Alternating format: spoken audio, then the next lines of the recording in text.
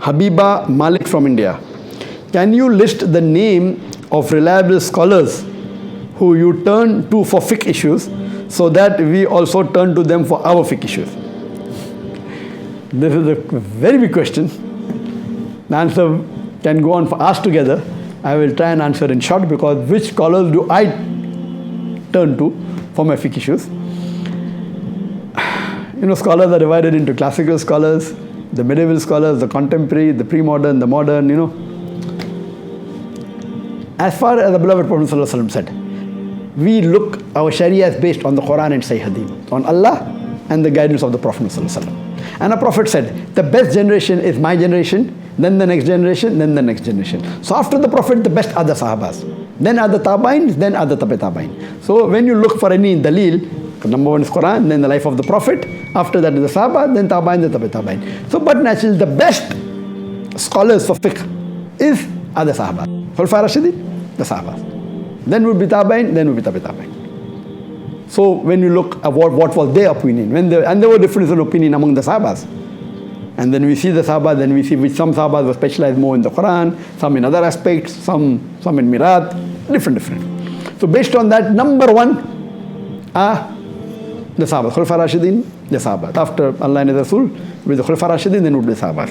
Then Tabain. Then you have the classical scholars that are there. You have the four Imams, the Imam Abu Hanifa, Imam Malik, Imam Shafi, Imam Hanbal, Ahmad ibn Hanbal. May Allah have mercy on all of them. There were many Imams, 50, hundreds of Imams were there at that time. But these four, their students, mashallah, were able to spread the teachings more. These four were the top Imams. There were other top Imams also, but maybe the student didn't promote the teaching so much. So these were the top four Imams that we have. And all of them, mashallah, I love them, I respect them, I refer to them. Then we have the Muhaddisin. Imam Ahmad ibn Hanbal was a Muhaddis, Imam Malik was there. But then we have Imam Bukhari, we have Imam Muslim, then Abu Dawud, then Tirmidhi, then Nasai, Ibn Majah, all these, they were scholars. And I look up to them and then I check. Then we have the Mufassirin, Ibn Qasir, then we have Tabari, then we have Qurtubi, and the list is long. Therefore I said the answer is can't give a short answer. So then we have the classicals, then we have Sahaba, then the classical scholars we have, their level is different. Then we have Ibn Hajar, who wrote the Sharah of the Bukhari. Many, then we have you can keep on naming, but these are the ones that I can recollect now. Then we have the medieval scholars, a few centuries later. Then we have Ibn Taymiyyah. Earlier then we have Imam An-Nawawi. Then we have, after a few hundred years, we have Ibn Taymiyyah, mashallah, a great scholar. Then Imam Ibn Jawzi, several. Then coming down the line, we have the recent scholars. You call them contemporary scholars, or you call them the modern scholars. I have divided this into two levels, in two parts. One, which were the few decades earlier and are not living any longer, and one which are living. In between there are many other scholars I did not name, but what I could recollect. In those scholars, in the recent few decades but are not living, I would I appreciate and I look forward is the Sheikh Ibn Uthaymeen, the Sheikh Nasruddin Albani, Sheikh bin Baz. And unfortunately, these three great scholars of our time, when we started doing Dawah earlier, they expired within a span of few years, in the late 90s or the early 2000s. And after that, at that time, that I believe one of the best scholars living that time was Abdullah ibn Jibreen, Sheikh Abdullah ibn Jibreen.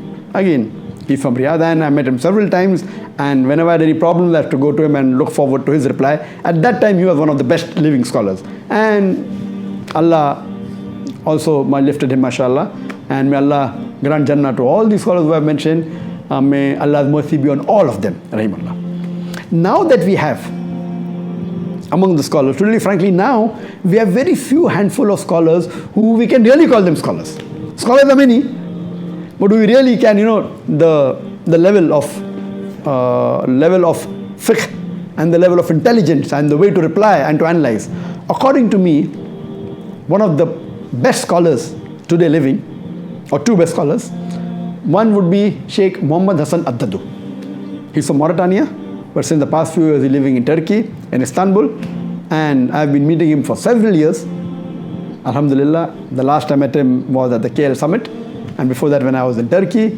He is one of the best living Islamic scholars in the world, as well as Sheikh Abdul Aziz At-Turaifi. And the other one that I can think of and I can name is Sheikh Muhammad Salim Munajjid.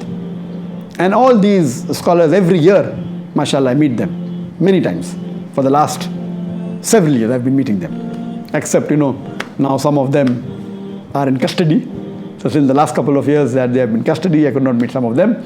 So these that I can think of today are the top scholars I know I refer to. But you have to realize that there are different specialities. For example, there's the speciality of Islamic finance. In Islamic finance previously, I used to discuss with Dr. Umar Chapra. He's an Indian, then became a Saudi. And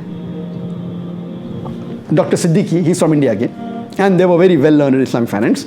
And the one that I gained the maximum knowledge as far as Islamic finance is concerned is Dr. Hamid Hassan. He's an Egyptian, he's yet alive, but very old, may Allah give him health. And later on, he spent many years in Pakistan, and he was the founder of the Islamic University in Islamabad in Pakistan. And he was the one who made the university. He was the rector for many years. I think he spent 19 years there, if I'm not mistaken. Then he shifted to Dubai, and he is, mashallah, according to me, the father of Islamic banking. He was the chairman of more than 20 Islamic banks. He has converted many conventional banks to Islamic bank. And the maximum knowledge that I gained when I sat with him for hours together, we also invited him to Bombay for the Islamic Peace Conference, I think in 2007 or 2009, I don't remember. So in terms of Islamic finance knowledge, one of the best scholars today living is Dr. Hamid Hussain Hassan. And the other one is Mufti Taqi Usmani. MashaAllah, Maulana Mufti Taqi Usmani is also a great scholar. These two scholars are one of the highest in the field of Islamic finance. He's from Pakistan, and I met him a couple of times when he came to Malaysia. MashaAllah, he has great knowledge. And what we find that in finance, the Hanafi fuqaha, the Hanafi scholars have done more advanced research on Islamic finance as compared to others. So each one has its speciality. So in finance, but natural, I would believe more in Mufti Taqi Usmani or Dr. Hamid Hussain Hassan than Sheikh Dadu, because that is their speciality. Each field, like in Lugha, according to me, one of the best person, according to me, is Dr. Fa Abdurrahim.